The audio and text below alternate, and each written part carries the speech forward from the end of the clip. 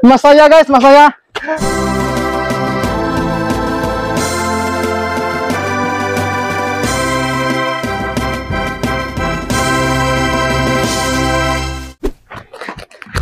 Nako, pumasok. Ang purpose ko po, ipasok. Nan. Sige, pasok. Okay, tignan natin kung ilang kilo. Hi mga ka-farmers, magandang araw po sa ating lahat. Welcome back po sa aking channel. For today's video guys, nais ko lang pong i-share sa inyo ang update po sa aking 2 pirasong gelt or dumalagang baboy. Yung tungkol po sa kanila pong edad na 5 months old and 8 days simula po sa pagkakasilang sa kanila. So guys, bago tayo magpapatuloy, kung ikaw po ay bago pa lang po sa aking channel, kung hindi ka pa ho nakapag-subscribe, kindly subscribe now and hit the bell ring for more upload.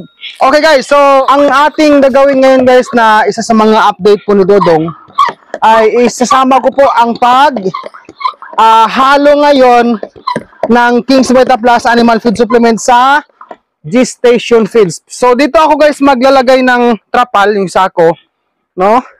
Dahil ako po ay backyard lamang. Ito po ay tubig na meron pong Microban GT and Major D, no? Ito po guys ay inuugali ko pong ginagawa ito sa akin pong paligid sa baboyan, no? Kasi po importante po yun talaga para sa akin lang, ha? Okay? So ito guys ang ang trapal na akin pong paggagamitan na lalagyan po natin ng feeds.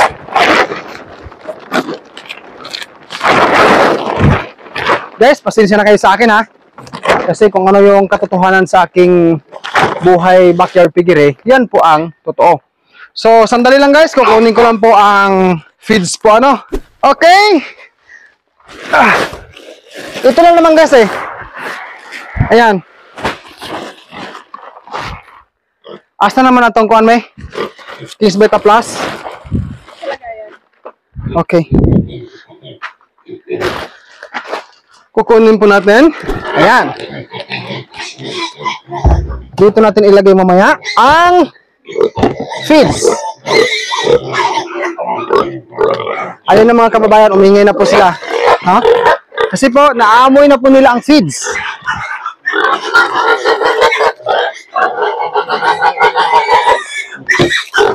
Din mamaya guys, ililipat ko na rin po ang isang gelt ko sa pin.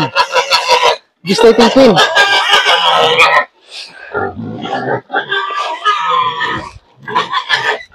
No, mga kababayan, mga nagtatanong dyan, ang 1 pack of King's Beta Plus Animal Feed Supplement, ihahalo po sa 50 kilos of pure feeds or mixed feeds. Basta 50 kilos. Ating ilipat guys. Medyo mahirap eh. Ang space natin. So, I need to wear my face mask.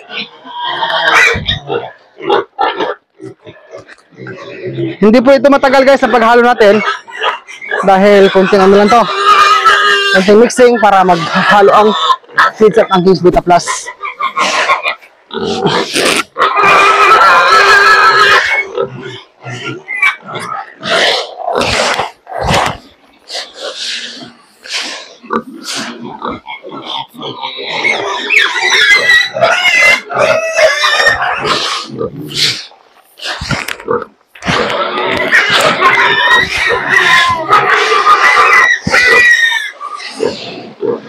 Ayan.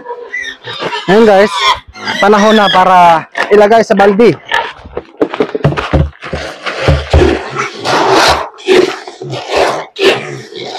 Maya-maya po mga viewers, i-share ko po sa inyo ang ginawa kong feeding sa aking baboy na hen. I mean yung lumalagang baboy na 2. No? Kung ano daw ba ang kinakain ko sa kanila simula dito pa hanggang ngayon. Ako daw ba ay nagpakain ng grower. So maya-maya po i-announce ko po ha. Okay? Okay. Siya nga pala guys, baka marinig nyo yung mga kumakalabog. Mangga po yan guys, nahuhulog.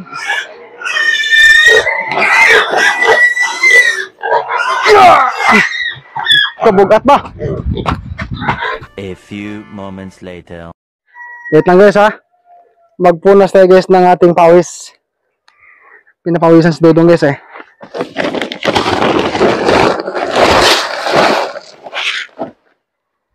Atong isulod sa sako guys. Atong pulutan guys kay nugon, no? Sayang.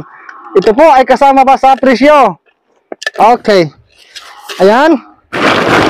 So atin muna itabi to. Akin pong ibalik to ang gamit ko. Kasi po ililipat ko na rin ang aking pong isang dumalagang baboy. And then tayo po ay mag-aayos ng kanilang pagkain.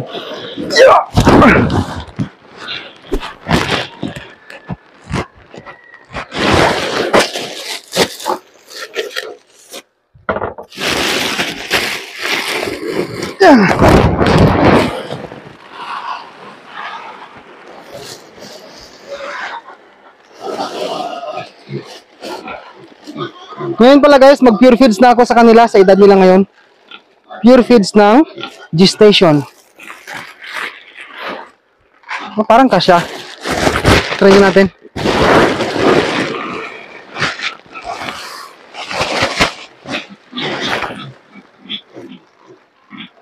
Kasya ba? Okay, tingnan natin. Slowly lang kasi baka mahulog o matapon. Ayan. Okay, thank you Lord. Kumasya rin. O natin ang kiluhan. 2 kilo. So ngayon guys, atin pong ilalabas red AirTag na Gelco.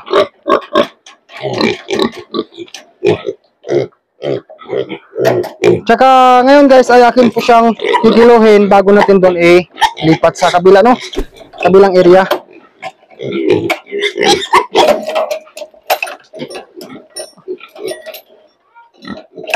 Up. Wag. So atin pong ihanda guys ang kiluhan. Ngayon guys ay atin na pong papasokin si baboy. Halika na Dik. Halika na. Dik Gua na. Gua. Tandahan lang ha. Ipasok. Nan. Sige, pasok. Okay, tignan natin kung ilang kilo. Okay.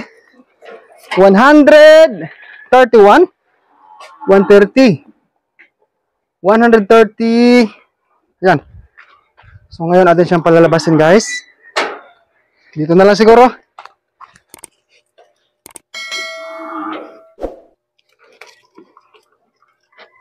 Wag Dik.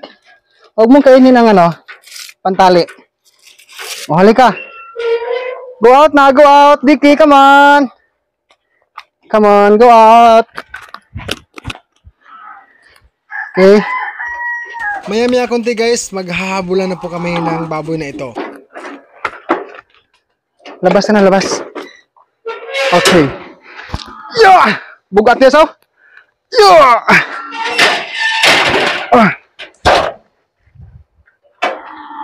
Okay. Oy, bagka dyan, Dik. Oy. Tara na, let's go. Hop. Let's go. Dandahan lang tayo guys kasi mas stress ang baboy Kawawa naman. Sige. Dahan-dahan. Come. Come here, Dicky, come on. Dicky.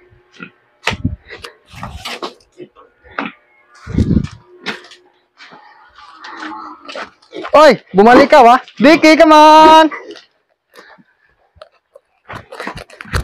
Nako, pumasok. Balik.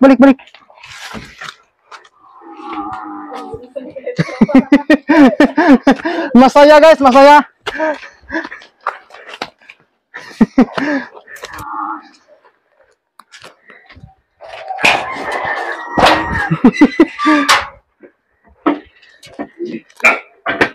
Halika na. Dito. Up.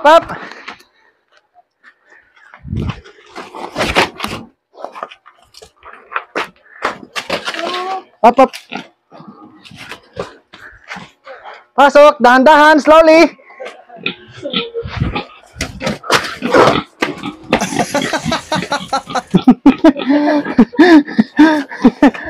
Up. Slowly, slowly. Ayan, sa wakas guys, pumasok din. Whew. Guys, disclaimer lang ha. Ito lang po talaga ang nagagawa ni Dodo ngayon. No? Ito lang po talaga kasi wala po yung kabag ko eh. Yung kaibigan ko na tumutulong sa akin paano magkilo sa baboy, magbubuhat. Guys, ay paliguan natin muna bago magpakain, no?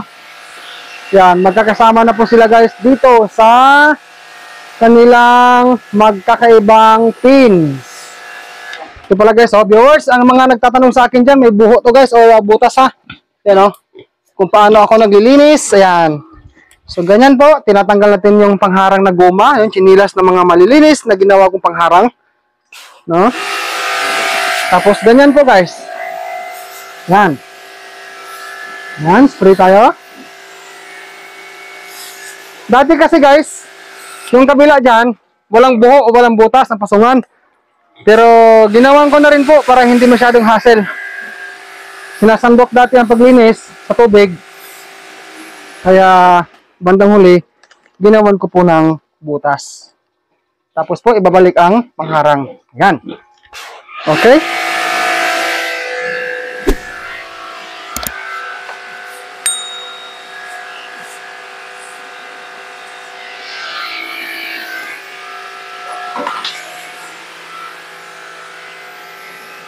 Huwag na natin matagalan guys papaligo para makakain na sila, no? Dahil ilang minuto na lang po ay lunch time na po nila.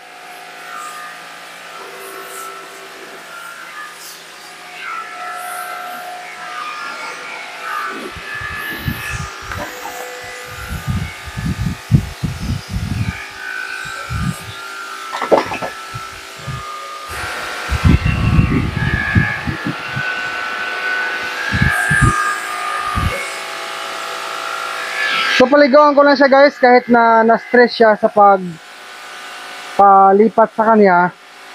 Sandali lang naman guys, hindi naman siya hindi naman siya sobrang napagod talaga, no? Kasi po ay mainit na yung panahon kaya kailangan paliguan para lumamig po, ano. So this time magbibigay na po ako ng pagkain, no?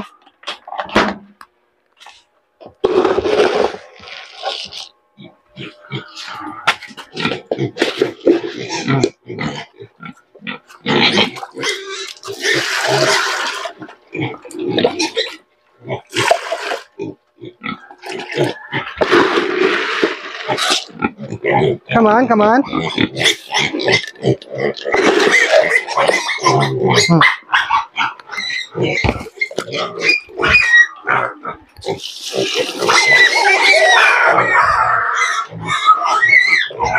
Okay na yung mga bakti na to. Be, kumusta? Ato pong sprayhan, be.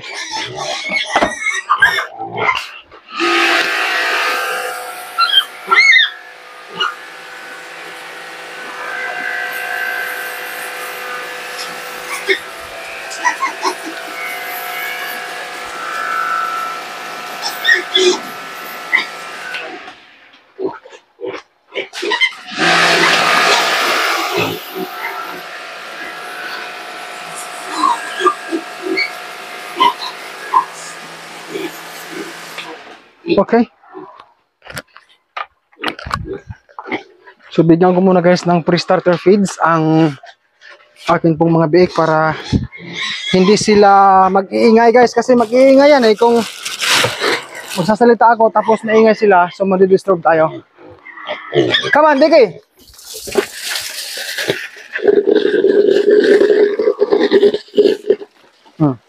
Ayan. Okay, so ganito guys. Para matapos na po tayo, ang isa po sa mga ibahagi ko sa inyo, sa mga nagtanong sa akin, yung tungkol po sa feeding sa akin pong dalawang dumalagang baboy na ito. May pasuyo nga ako, calculate sa 130 minus 36.50. Less 36. Ano ka mo? Less 36 na. 0.50. Oo. 150. So ilan? 93.50. Ayan, so ito guys ay 93 kilos pa lang po ang kanyang inabot, no? Tama ba ang compute mo? Okay? So, yung 130 kilos kanina, kasama po ang crates. Ang bigat sa crates ay 36.5 kilos. Paki-double check nga, baka nagkamali tayo, no? Kasi tao lang tayo eh. 130 Less less 36, 150, 93 and a half. 93 and a half kilos po. Ito ang Geltcon na may pulang red or tag. So ang aking guys, ginawang pagpapakain sa kanila noon, sila po ay, kumbaga ginawa ko lang po ang restricted feeding, yung feeding guide po. Hindi po ako nagpakain sa kanila na tudo-tudo or semi-ad libitum katulad po sa mga ginagawa ko noon sa nagdaang batch ko sa patining. Ang purpose ko po kung bakit ginawa ko ang sukat na pagkain or ang restricted feeding sa dalawang baboy na ito, itong gelt na ito, ay ang rason ko ay hindi naman kailangan ko silang patabain ng husto or pakainin ng todo-todo dahil nga po sa rason ko na gagawin ko naman silang inahin. Yan po ang akin pong isa sa mga paliwanag ko ha, mga kababayan, mga ka-farmers. Then ang mga nagtanong sa akin kung ako ba, Kuya Dudong, no, nagpakain ka ba ng grower sa iyong dalawang dumalagang baboy? Ang sagot po, direct to the point, yes po. Pinakain ko sila ng grower, no? Honestly guys, nahaluan ko ito ng ng yung pampagatas, no? Yung Mama Pro Milk Maker. Kasi ang istorya, 19 days after po ng due date sa aking baboy inahin yung pong nabinta ko, meron pa po kasing sobra na kalahating sako na milk maker, yung lactating feeds po. Kaya ang ginawa ko guys, hinalo ko na lang po yon sa grower feeds, rice bran, yung lactating feeds. Kasi kung ibabalik ko sa suki ko sa feeds, hindi po pwede guys gawin ko yon. Kasi nga po, nabili ko na. So ako po ay nanghihinayang. Kaya ginagawa ko guys, ang ginawa ko ay hinalo ko na lang yung 1/2 sack of lactating feeds na sobra po sa aking baboy inahin noon, no? Hinalo ko sa grower at ang rice bran. Pero ngayon guys, ang kasalukuyan pong gagawin or ginagawa ko ngayon sa feeding na ito, puro feeds na po sila ngayong dalawa. Itong red ear tag at ang yellow ear tag na to, no? Pure feeds na po guys ang aking gagawin sa kanila ngayon. So ito guys, kamakailan na lamang, ilang araw bang lumipas, mga 5 days. Ito ay 92 kilos sa akin pong na-post po, okay?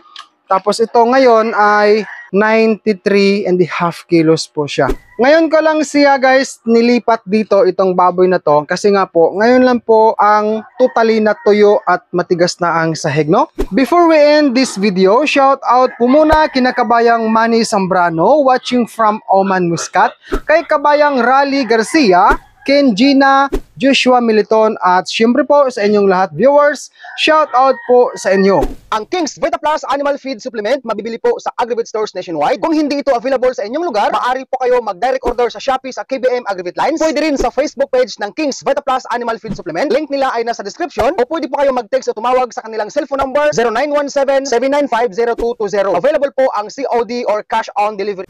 Ako po si Dudong Villaran ay patuloy pong nagsasabi sa inyo na madapa man tayo sa laro ng buhay, ay dapat po tayong bumangon at magpapatuloy po sa ating paglalakbay tungo sa kinabukasan sa pamamagitan po ng ating pananalig at pananampalataya sa ating may kapal. Mabuhay po ang mga farmers sa lipunan. God bless po and peace out everyone.